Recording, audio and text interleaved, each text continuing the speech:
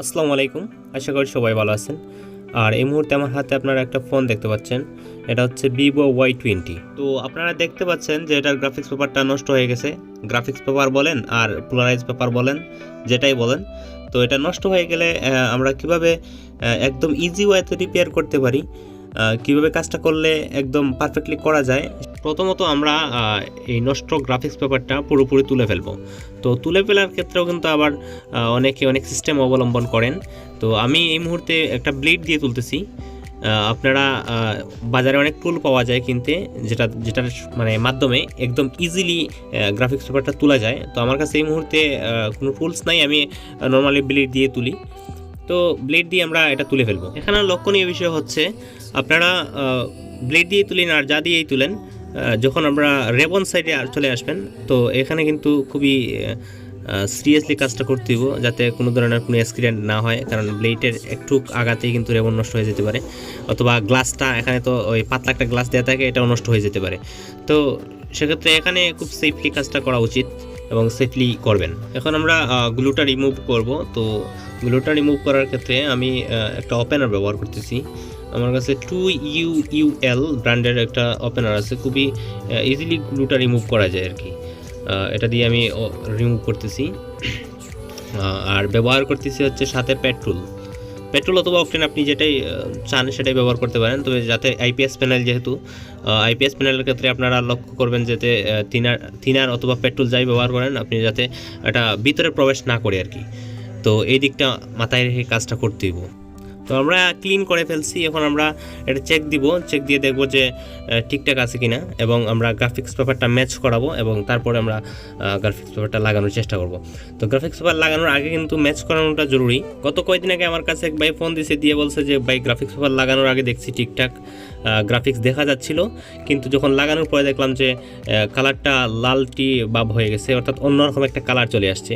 তো এখানে কিন্তু ওই গ্রাফিক্স পেপার যদি আপনি ঠিকমতো লাগাইতে না পারেন, তাহলে কিন্তু অ্যাকুরেট কালার পাবেন না আপনি। তো গ্রাফিক্স পেপার লাগানোর আগে আমাদেরকে যেটা লক্ষ্য করতে হবে যে গ্রাফিক্স পেপারটা কোন অ্যাঙ্গেলে ঠিকঠাক আসতেছে, কীভাবে আমরা রাখলে গ্রাফিক্স পেপারটা একদম পারফেক্টলি দেখতে পারি। কারণ হচ্ছে আপনি যদি গ্রাফিক্স পেপারটা একটু আড়াইয়া রাখেন তাহলে দেখবেন এক কালার, আপনি যদি একটু কোনাকুনি করেন দেখবেন আরেক কালার, তারপরে ঠিকঠাক ধরলে দেখবেন যে এক কালার, অথবা উল্টায়া ধরলে দেখবেন নেগেটিভিটি বা এরকম। তো আপনি যেভাবে দেখবেন যে সবচেয়ে পারফেক্ট দেখাচ্ছে, ওইভাবে আপনি কাজটা করার চেষ্টা করবেন। আর যদি লাগানোর সময় আপনি আড়াই ফেলেন, কোনাকুনি করে ফেলেন, দেখলেন যে প্রথমত দেখলেন ঠিক আছে, লাগানোর সময় দেখলেন একটু আড়াই ফেললেন, তখন দেখা যাচ্ছে আপনি ওই হয় অন্য কালার চলে আসবে ডিসপ্লেতে, লালটি ভাব চলে আসতে পারে, নীল ভাব চলে আসতে পারে। তো ওই জন্য গ্রাফিক্স পেপার লাগানোর আগে কিন্তু আপনি এটা ভালো করে লক্ষ্য করে তারপরে একদম হুবহু সেম করে আর কি, যেভাবে আপনি দেখবেন লাগানোর আগে ওইভাবেই লাগানোর চেষ্টা করবেন। এটা হচ্ছে মেইন বিষয়। আর আরেকটা বিষয় আপনাদেরকে বলে রাখি, গ্রাফিক্স পেপার কেনার ক্ষেত্রে কিন্তু আপনি দেখে কিনতে হইব যে আপনি আইপিএস প্যানেলের জন্য কিনতেছেন নাকি এমুলেটের জন্য। আইপিএসের জন্য আলাদা গ্রাফিক্স পেপার, এমুলেটের জন্য আলাদা গ্রাফিক্স পেপার। একটা আরেকটা লাগাইলে আপনি কালার অ্যাকুরেট পাবেন না, একটা গুরুত্বপূর্ণ বিষয়। তো আমরা এই মুহূর্তে ব্লেড দিয়ে পেপারটা কাটতেছি।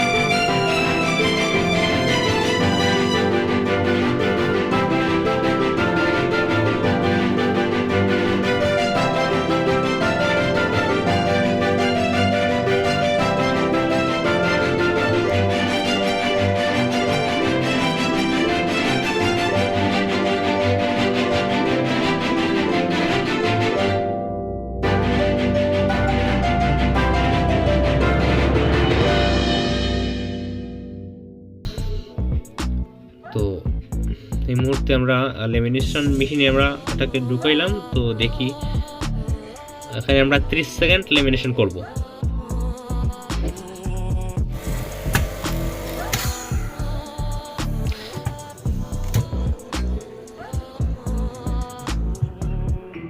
তো আমাদের একটা লেমিনেশন হয়ে গেছে। এখন আমরা দেখতেছি ভিতরে বাবলস আছে।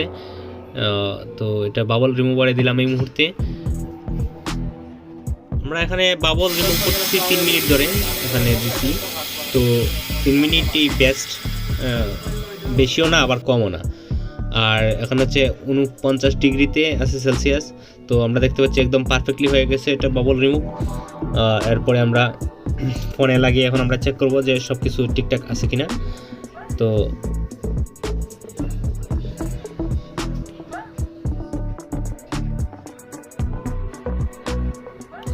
আলহামদুলিল্লাহ আমরা দেখতে পাচ্ছি সব কিছু ঠিকঠাক আছে।